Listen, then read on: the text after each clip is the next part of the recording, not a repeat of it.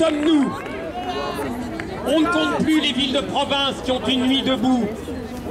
Et la plaine européenne est en train de s'embraser également. Barcelone, Madrid, Saragosse, Murcie, Bruxelles, Liège, Berlin.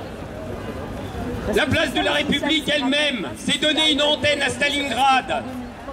À tout moment, des actions surprises naissent spontanément. Il y a une radio debout, une télé debout, des dessins debout.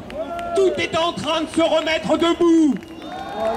Arrête, pas de messianisme, please. Il y a 10 jours, le conditionnel était de rigueur et nous pouvions seulement dire « Il se pourrait que nous soyons en train de faire quelque chose ». Je crois qu'on peut maintenant abandonner les prudences grammaticales. Nous sommes en train de faire quelque chose. Enfin, quelque chose se passe. Quelque chose, mais quoi? Comment un mouvement sans direction se donne-t-il une direction?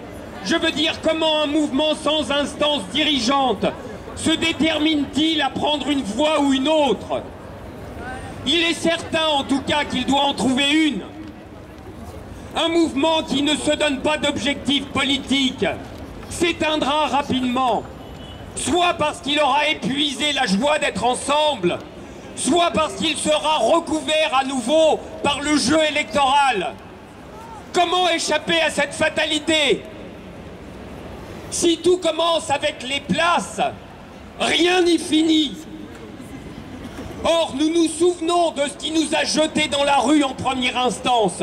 C'est la loi El Khomri. Viser très au-delà de la loi El Khomri ne signifie pas que nous l'avons oubliée. Elle est toujours là. Un mouvement a besoin d'objectifs et de victoires intermédiaires. Faire la peau à la loi El Khomri en est certainement un. Il reste d'une inaltérable actualité. Et nous n'arrêterons pas de lutter à son service.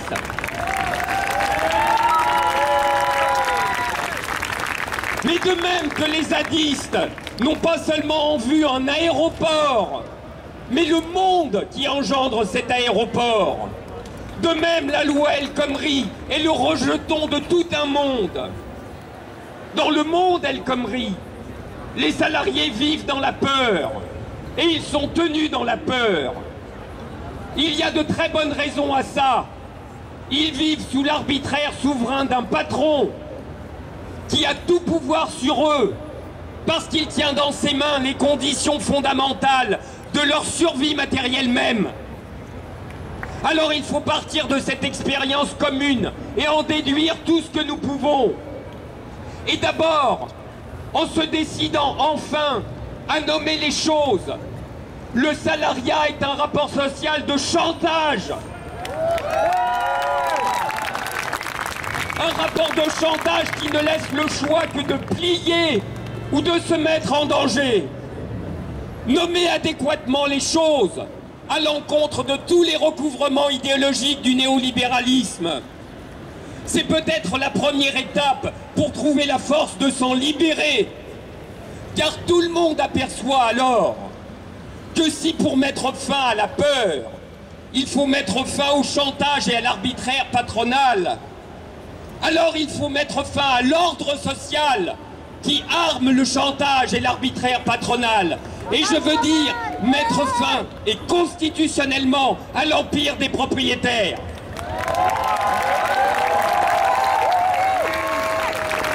Cependant, à un moment, il faut bien vouloir les conditions de ce qu'on veut. Si vraiment notre mouvement a des ambitions de cette ampleur, il va lui falloir se doter des moyens adéquats.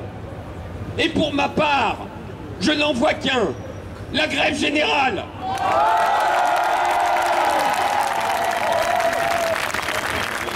Qu'on ne se méprenne pas, je ne suis pas ici en train de lancer un appel à la grève générale. Je n'en ai aucun pouvoir, ni aucune légitimité. Je ne lance pas un appel donc, mais j'énonce une condition. La condition du renversement non seulement de la loi, mais du monde El Khomri. Nous savons bien que les grèves générales ne se décrètent pas d'un claquement de doigts. Mais peut-être pouvons-nous aider à y basculer. Et pour ce faire, en rappeler les immenses vertus. La grève générale, c'est que le pays tout entier débraye. Le pays est bloqué. Le pays est bloqué, disent-ils. Car en réalité, c'est l'exact contraire. C'est au moment précis où ils disent que tout se bloque, qu'en fait, tout se débloque. La politique, la vraie, la parole, l'action, et jusqu'aux relations entre les gens. Et puis surtout le possible, l'avenir. Il faut bloquer pour que tout se débloque.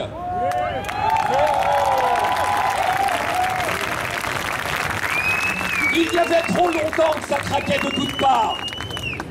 On ne tient pas éternellement une société avec BFM, de la flicaille et du Lexomil.